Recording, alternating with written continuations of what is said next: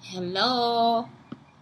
Hello. Welcome to Brown Sugar Talk under Black Unicorns. Okay, it's Shante. Anyway, oh my god, last night I had a dream about Jamie. And guess what he did? He kissed me on the back of my neck, y'all. Like it was just crazy. I felt it. I felt the kiss. Like I felt it. That is like such I'm not gonna say what's wrong with me because that's just like such good news. You know what I'm saying? It's like, ooh, I woke up so happy. So happy. So I was like, yes. I mean, I was on one. I was ready for that one. Anyway, so today, and I know Woman Crush Wednesday. Did y'all know that I did not know Woman Crush? When my boyfriend would come over and be like, you my WCW for today, because he was from Ghana at the time. And so, well, the guy at the time, he's from Ghana. He's always from Ghana. But anyway, I would think he was talking because he would be like WCW, and I was thinking he was talking about a nose. Like I did not know Woman Crush Wednesday existed. Like he was actually educating me, and it was just like bow down before your king. Sometimes I'm so smart, I'm stupid, and I will tell y'all one day exactly what I mean. Like sometimes I'm so organized, so I'm just disorganized. Like I don't know what to say. I don't know. Like sometimes you're just not there all the way. And you have to look back at those moments and be like, I'm still there. That sometimes turns into, I'm just going to keep my mind right there. Right there. Okay, so anyway, I just want to go with some quotes by her. And I got these from the CNN Politics or whatever. So about women on court. When I'm sometimes asked, when will there be enough women on the Supreme Court? And my answer is, when there are 9. People are shocked. But there be 9 men and nobody's raised a question about that. Exactly. So, I'm not into court. This could be over my head again. But yeah, I think when there are 9, it's like, why does she even have to ask the question? I know that's what she's feeling. Why do I even have to ask the question? Like, the question shouldn't even be there. It should be like, let's try to go ahead and fix it and put it on her. I was thinking last night, especially like after my little issues last night or whatever, I'm thinking, it's not enough. It's not enough. It's not enough. And I keep thinking that that's how we fix the problems. Like when we see it's a problem, if some person is asking, why is this not here? If we were in Walmart and somebody said, why is there no Colgate? They would quickly go and scan and see that they need more, that they have more Colgate in the back and they can put it on the shelf, right? But for whatever reason, we don't seem to think that people need to be moved and added that way too. If we see that in the Supreme Court, there's only 1 or 2 women, no women of color, all these different things, and it's not a diverse situation because now we're not getting everybody's opinions. Why are we not saying, wait a minute, we got to hurry up and put this together. Let's get this on her. And I see that it's white men that do that, but I need to see more white men putting that into place. Like, because right now, it's just not support for me. And I have this thing for Bloomberg because I heard something different about him. Now, what I see about him on the news, like when I was listening to his podcast and different things like that, and the podcast people that he supports of color and all this different stuff, it's a different feeling for me because I have been following Bloomberg for a long time. The same thing with Ross Perot. Like, it's just like I have different feelings about them because I don't know, I just see them on a different level. I don't see them as these big billionaire guys. I see them as just like regular guys with money. So at this point, it's like, okay, I like that they do implement things for the culture. Like they actually implement parts of life for people of different races or whatever. And that's something that we want to see more white men doing. Like I think Plies was the one who said it last night. He was like, Bloomberg signed a check to get some people or whatever, some kind of reform. I don't know what it was, but it was something about with black men in jail. I don't know. I didn't really get a chance to listen to it, and I didn't get a chance to go back over it either, but I will today. But what I'm saying is like, that's what we need. Like, it's like, that's the support that we need. That's what we need. Because a lot of times, some of these people are not even committing crimes. Some of these men are the guys that I used to hang out with, they were like completely intelligent, like completely fucking intelligent, and they don't have enough money for shoes, they don't have enough money for clothes, and the best way to do it is to get this drug money, and that was cool, and this, that, and the other, and so they end up in jail for nothing, really, for having a little weed on them or whatever. And so you just like, wait a minute, that don't make sense. It don't make sense. Like, if you ever came from across the tracks, it don't make sense to you. It won't. And so I don't know. It's something about that to me. So yeah, if she's asking for that and that's her job and that is what she does, then it must be a need for it. It must be.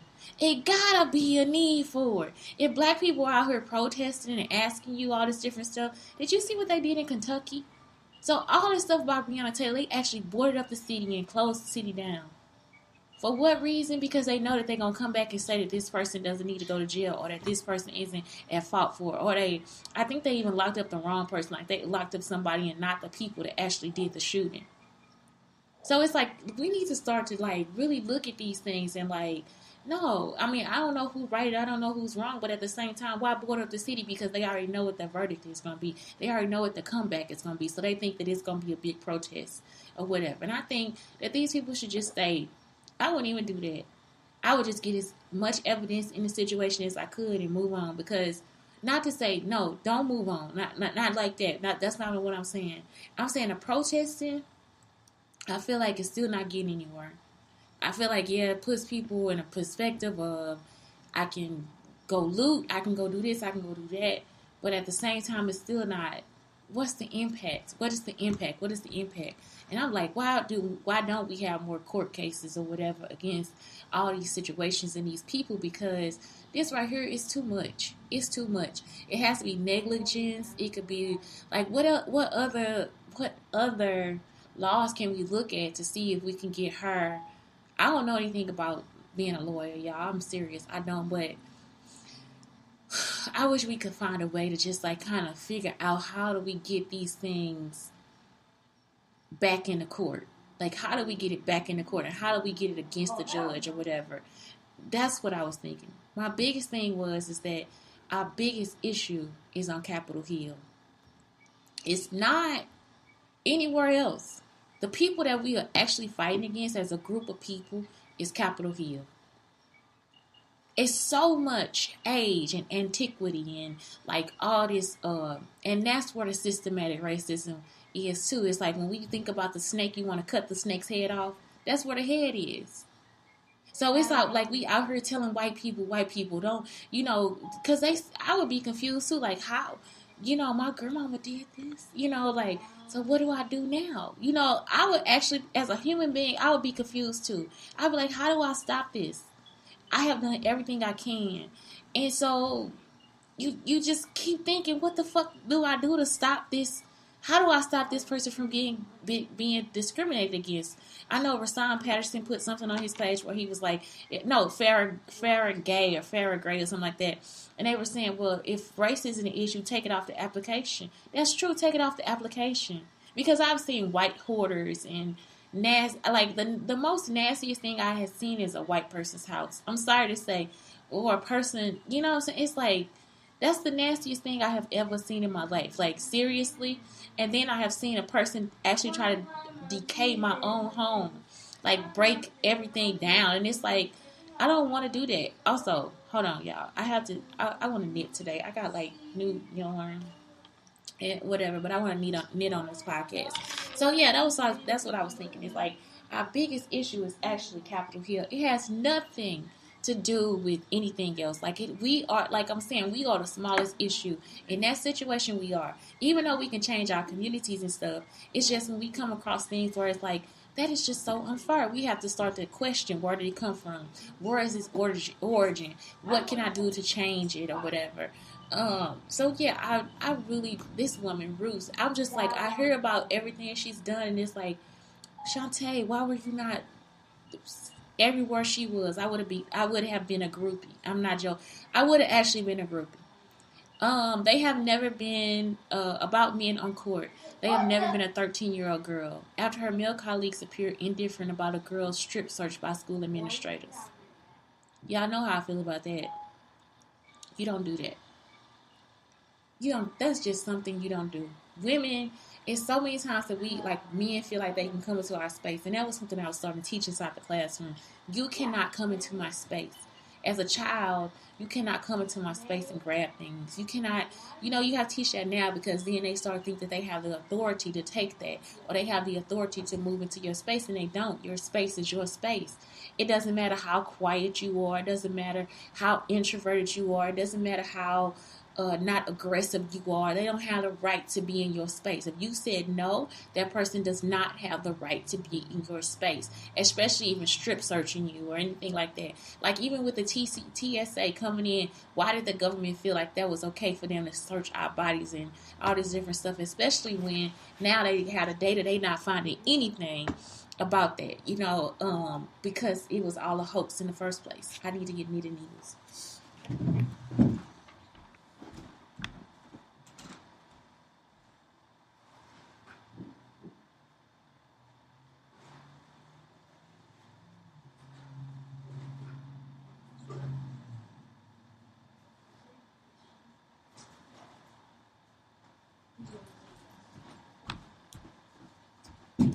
Okay, I'm back. I think I could have stopped there, right? I could have paused it. I could have paused. And for the podcast, I apologize. I could have paused. I did not. Let me make sure it's still going. Yeah, it is. Okay, yeah. So, anyway. To citizens at a naturalization ceremony, we are a nation made strong by people like you.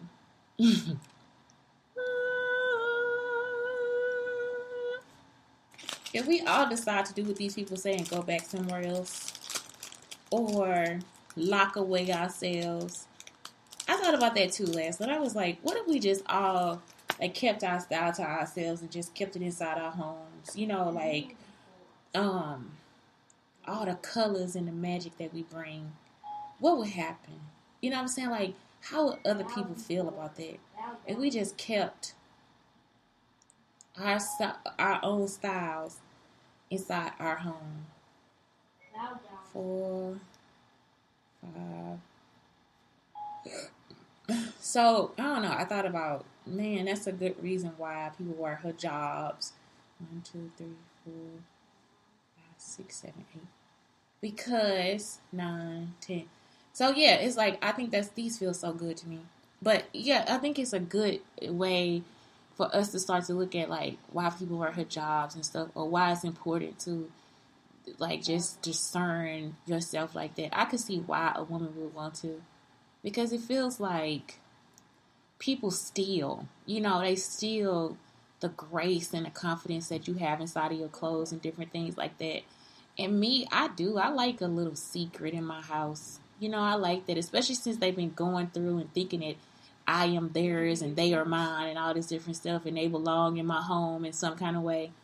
I'm just like, yeah, I don't see why that would be important to somebody else. So, yeah, I do. I feel like that's not kosher, I guess. I don't know. I just lost one. But yeah, yeah, I hate that. I just really do. I really hate it. I hate when people feel like they can come in and take what's yours. So I was like, yeah, what if I just start wearing a big ass coverall or everything? How happy would I be? I probably wouldn't be very happy about it, but at the same time, some days, yeah, I feel like I want to cover myself up. Like, I just want to hide. And I think that goes along with the agoraphobia, too. Like, just not wanting to be around people like that much in my space. So, yeah. About marriage and work. It helps sometimes to be a little deaf in marriage and in every workplace, including the good job I have now. I think so too. I think sometimes we take things for granted, or what we listening to, we take it too far. Like when my neighbor was like, your son said I heard your son tell you to shut the fuck up. How you know he was talking to me? He played video games. So, I don't know. Like even now, he's so mean on the video. Y'all, he's so mean. I say, Blake, don't be mean. Last night he called up Thursday. He say, Mama, they gonna